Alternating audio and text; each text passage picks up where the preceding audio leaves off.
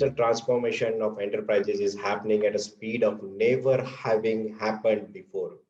So every smart business are adopting new technologies to compete or to make a progress in this competitive world of business.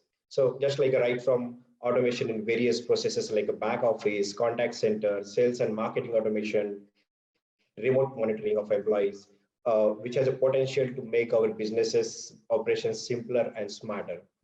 So looking forward to an interesting discussion with you all fellow panelists today. And innovation started happening not necessarily from IT teams alone, but from people at large. They started leveraging, hey, this tool can be used for this as well. Things started collaborating, and innovation started happening at a rapid pace. Always keeping an eye for what is the new technology which is coming in, how it can help us. These changes which are coming in may have actually a long-lasting impact beyond COVID-19 crisis. That's the way we look at it. The world today is more connected virtually than ever. It was extremely important that we still continue to support our business 24/7 globally. And this actually called out a lot of transformations in terms of what systems do you have and how do you want to ensure that these technologies are helping you even post-pandemic, as I said. So we are creating some long-term solutions in terms of the data, the employees who can leverage that data, using platforms like artificial intelligence and machine learning, which can give you more focused and personalized kind of solutions in a long term, because that's where you will also have the competition coming in and you should be having a competitive edge around it.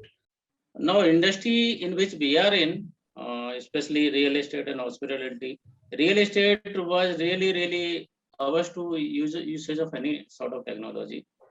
And as things we were closed because there were no client coming to sites, so there were nothing happening. So we all switched to the mode that without client coming to site, right from booking till the time possession is given, we have adopted that type of 3D technologies, virtual tours, everything else is falling in place. Because you see the bar or which has been standard which have been set for the client, they are non-reversible. That's what I'm using the word tipping point. We would want to move to Mr. Vijay Kumar Ramachandran. I think a lot of solutioning and offerings are happening around the remote delivery aspect, EPC company perspective, where we need to do commissioning of plants.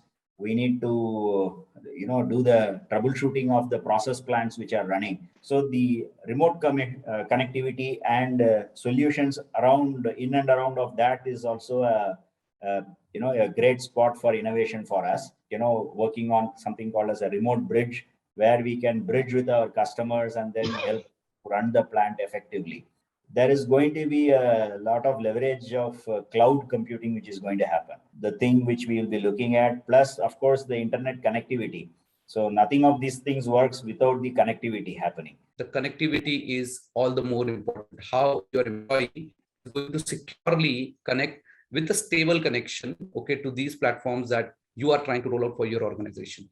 And hence, as we say, it's a complete, other than the hybrid work model, it's a complete hybrid technology stack where you are bringing in the likes of cloud, the remote connectivity, and the security along with it to ensure that what you provide, it really makes a lot of value to your employees, to your organization, and more importantly, to your customers. So we have, for one of our business, we have roughly about 40 dealers.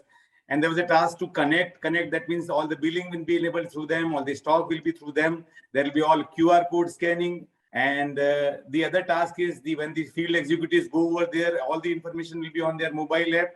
They'll be accessing, so all of that will be integrated. The forecasting system all of a sudden has become very powerful using these data. So this has had another impact on our inventory system. Our production priorities have changed accordingly. And all that ultimately helped customer get their material fast. We connected everyone. Today, when the container starts, the vehicle starts, there is a portal which is seen.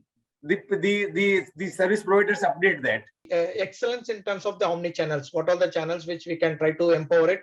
And a country like us, India especially, these are the things which is not so high, but that's all required. And again, it gives a wow factor. That's what it's at the end of the day. Absolutely. And the 5 valid in terms of the channels which you mentioned, especially try to utilize the kind of available channels and try to empower it and get engaged. At the end of the day, the business should get engaged with the customers and trying to build something like for a long term rather than just focusing on a short term.